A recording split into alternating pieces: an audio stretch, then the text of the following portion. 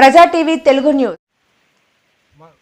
చాలా మన తెలుగు వారికి ముఖ్యమైన పండగ సంక్రాంతి. మన సంక్రాంతి సందర్భంగా మన గుంతకల్ నియోజకవర్గ ఎమ్మెల్యే జయరామన్న గారికి సంక్రాంతి శుభాకాంక్షలు.